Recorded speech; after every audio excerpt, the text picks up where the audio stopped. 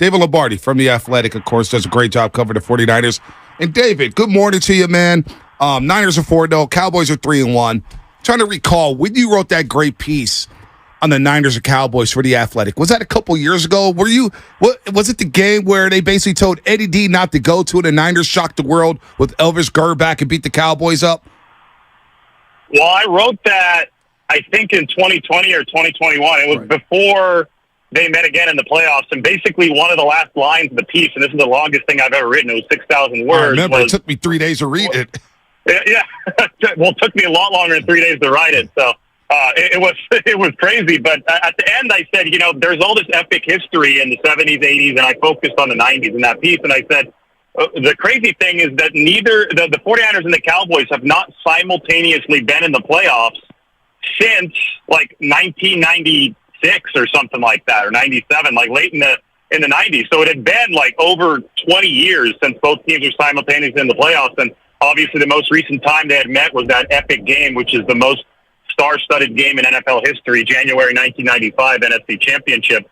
So I wrote that, and I said maybe, just maybe, in the next couple seasons, they will intersect in the playoffs again. And that happened, right? 2021, 2022, we've seen two great games as the 49ers and the Cowboys have renewed their rivalry, and the 49ers have had the upper hand. There's just so much connective tissue between these current organizations and the history of the game. Like, when Jerry came in, he was the hotshot young owner, and he was, looking up to someone like Eddie DeBartolo. Now, Jed's been in power for a minute, but he still looks up to someone who's now the seasoned guy, the old guy in the room, and Jerry Jones. McCarthy was an OC. Kyle Shanahan's the hotshot, offensive guru of the game. And Nick Bosa, Parsons, Brock Purdy, a late-round pick. So's Dak Prescott, the Ayuk CeeDee Lamb thing. I mean, we can go on and on and on and on. What's your favorite storyline heading into this game? Well, I think that Dallas is now trying to get over the San Francisco hump, right? That to me is the most compelling storyline here. You have Dallas talking a lot of trash back in 2021, saying the 49ers were the team that they wanted to play. I think Michael Parsons was saying that he's, where he's from in Pennsylvania, the bullies get bullied, and then the 49ers turned around and bullied the Cowboys. And you have that stylistic difference still between the two teams, right? Jerry Jones is about the glitz and the glamour and the flash. I thought that the trade for Trey Lance, when he offered a fourth-round pick and nobody else was willing to offer more than a 6 or a 7, that was kind of a typical Jerry Jones move, right? I mean, I don't say this in a pejorative way. The reason he's built the Cowboys into the biggest, most valuable franchise in American sports is because he has taken huge swings over the years. But that's just the Cowboys' MO. They will overpay. They will go out and they'll do these bombastic things.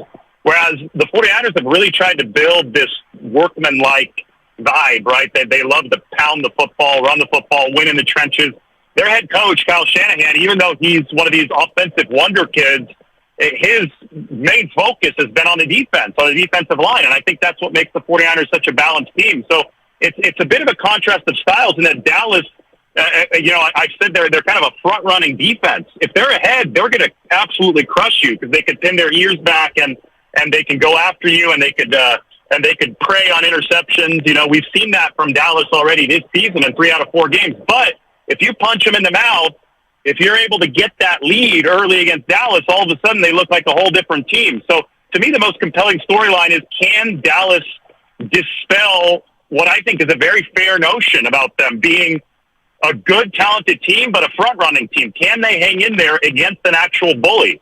Because they haven't the last couple times they played the 49ers in 2021 and 2022. So that's the big question, and that, to me, is the biggest storyline. David Lombardi here on the Morning Roast on 95.7 The Game does a great job covering the 49ers, a 49ers insider for The Athletic. What is it about this Dallas offense that should concern us against this 49ers defense? Of course, they gave up the 99-yard drive last week, the fake punt. But I thought overall the defense was solid. But there were some warning signs when Ambry Thomas in the secondary here. What challenges does this Dallas defense present to this Niners defense? Or Dallas offense, present to the Niners defense? Well, funny enough, it might not be crazy to say, and people are going to think this is crazy, but I think in a few weeks, a lot of people might be coming around to this. Arizona's offense might be better than Dallas's offense. Whoa. So far, it has been. Dallas has been a middle-of-the-pack offense so far this year. Dak Prescott has completely changed the way that he plays. Mike McCarthy has changed the offense. They're running what they call the Texas Coast offense. They're trying to Dak threw way too many interceptions last year. Let's put it that way. He led the league at 15 picks. It was 2 picks against the 49ers. They weren't really efficient last year. So they're throwing a lot shorter, and they're playing a lot of ball control this year. And I think that does other teams a favor because somebody like CeeDee Lamb can beat you downfield. But Dallas isn't playing that way anymore. Dak is throwing, I think it's like 5.5 air yards an attempt is the average. So it's been a middle-of-the-pack offense. I think the efficiency numbers have them exactly at 16. Tony Pollard's not Christian McCaffrey, right? He's not somebody that's going to completely blow the tops off of an opposing defense, especially a good opposing defense in an unstoppable way. If you can take care of CeeDee Lamb, then on the coverage end, then I think you can really buy your rush some time to get after Dak Prescott, and it's not the Great Wall of Dallas anymore. Tyron Smith may not even play in this game at left tackle. Ooh. The offensive line has taken steps back over the years. Dallas is a very defense-driven team. This defense, right now, they're top number 1 in the league.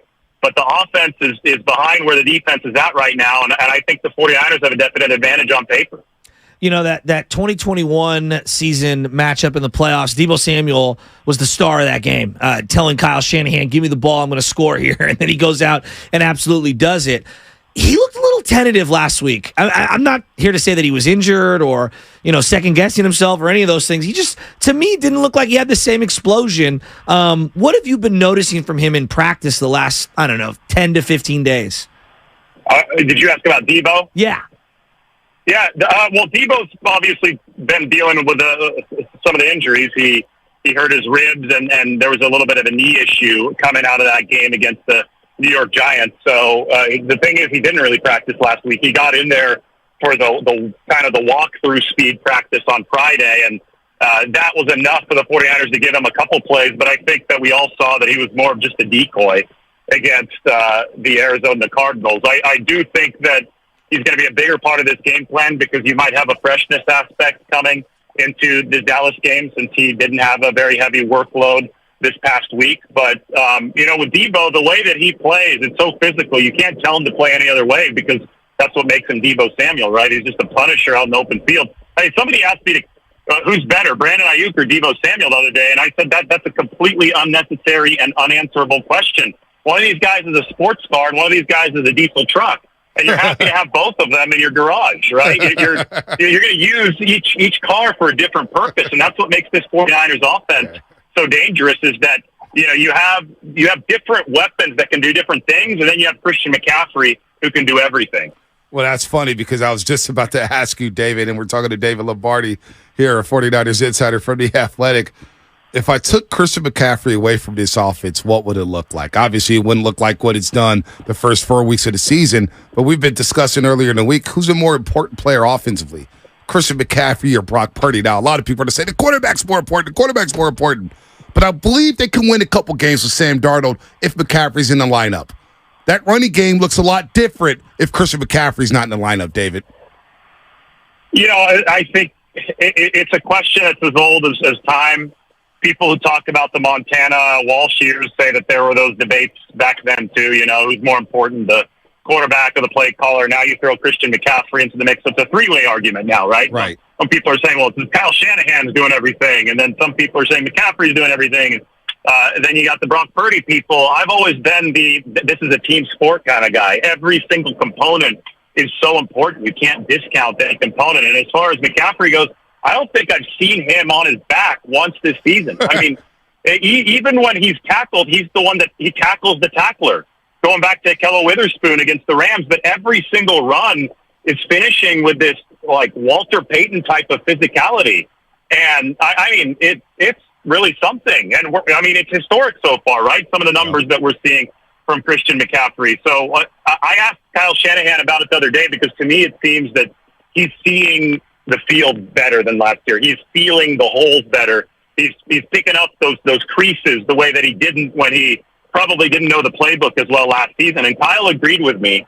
He said that it was hard for him to imagine Christian McCaffrey being better than last year because he was already so good, but he is indeed better this year. And the best way I can describe it is I covered him at Stanford in 15 when he had that insane season with 3,800 all-purpose yards. It looked like a video game on easy for him. For some reason, it looks really similar to that right now, and he's not playing Pac-12 defenders anymore.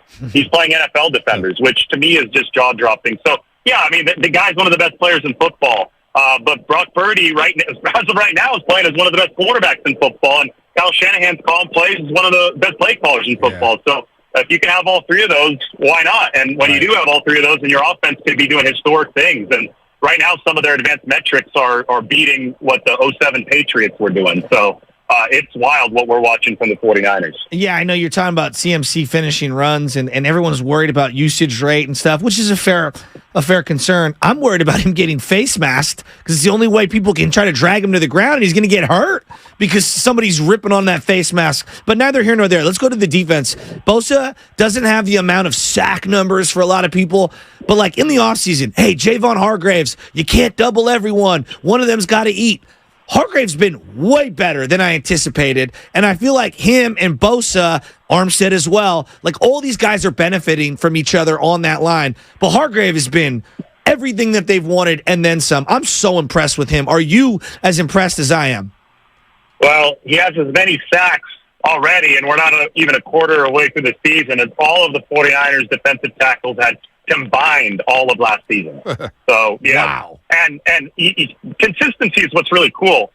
You look at pass rush win rate for defensive tackles. He was number 2 in the league last year. He's number 2 in the league this year with exactly the same win rate. So the 49ers paid a premium because they were confident they were going to get that Philadelphia production, and they're getting exactly what Javon Hargrave was last year, which I think is really cool. That shows that they did their homework correctly. You know, we've seen free agent signings not pan out with their new team, but this is definitely panning out for the 49ers. And, you know, with this defensive line, you just have to look to see how drastically opposing offenses are changing the way they play. Anytime they play the 49ers, they're always going to an extremely quick release, assuming they can't run. Last week, there was a little bit of rushing success from the Cardinals, but again, the Cardinals still had way less rushing success against the 49ers than they did against the Cowboys. That was 105 yards versus 222 against Dallas. So the 49ers still, as Vontae said earlier, looked solid. It wasn't perfect, but I'll tell you what, they've got a really strong foundation to continue rounding this defense into form with that defensive line, because they're scaring opposing offenses out of their normal game plan. They're dissuading them from holding onto the football. They're forcing everybody into quick release, and if you release quickly, you better get yards after the catch, right? Because otherwise you are cutting yourself off of any explosiveness. And the 49ers have given up the least yards after the catch per reception out of any team in football. So, you know, a lot of people just look at the box score and say, hey, where are the sacks outside of Hargrave? The sacks outside of Hargrave aren't coming because pressures that are forcing quicker releases, and then the linebackers are cleaning up on the back end. Warner, Greenlaw, 20 tackles total last game, and this 49ers defense is just fine right now. I do think, and I think I talked about this with you guys before the season, I don't think this defense is going to be its final product until December or January. And I think that's by design, and I think that's just the natural flow of things whenever a new defensive coordinator comes in and it tries to put his own fingerprints on the coverages on the back end. Steve Wilkes is not playing this to make adjustments that impress people on Twitter in the first quarter of the Rams game, right? He's playing this so the 49ers are the number one defense in December and in January. So that's the way I'm looking at this defense, and you can do that if you have the foundation that Javon Hargrave and Nick Bosa bring up front. Without explaining, David, we'll get you out of here with this one. If the Niners do have to make a trade and they have to shore up something, what are you trading for? You're John Lynch, David. Is it right tackle? Is it another corner? Or is it an opposite edge rusher of Nick Bosa? Well, let me get back to you after this week, because this is the toughest test. Defensively, the 49ers are playing so far. Arizona didn't have a great defense. Right. Dallas definitely does. Colton McKivitz, I think, has played two straight good games. He didn't give up the sack last week to Dennis Gardeck, but he had a clean sheet the week before. Let's see how he does when Micah Parsons is going to try to victimize him, because last year Dallas was just going heavy against the right side of the 49ers line. It was a problem against Mike McGlinchey. So this is going to be a great measuring stick for Colton McKivitz. And if he passes it, then I'll be feeling good about the 49ers offensive line. I would say if this team is precariously thin anywhere outside of that, I think it's that cornerback spot. I mean, what we saw last week, and other teams are going to do this. Well, Dallas is going to put CeeDee Lamb in the slot. Last week they put Hollywood Brown in the slot because what that does is it forces Deommodore Lenoir to follow him into the slot, yanks Isaiah Oliver out of the game, and it forces Ambry Thomas into Lenoir's old outside corner spot, and then they pick on Ambry Thomas. So that to me still is a weakness at cornerback. So, if a trade would be possible or if a free agent signing would be possible, I think the 49ers are going to hammer that. All right, David. Very good insight there. We'll be reading your work. We'll look for the injury report Wednesday or later on today when the Niners hit the practice field getting ready for the Dallas Cowboys Sunday at Levi Stadium. David, keep up the great work, man. Thanks for always joining us.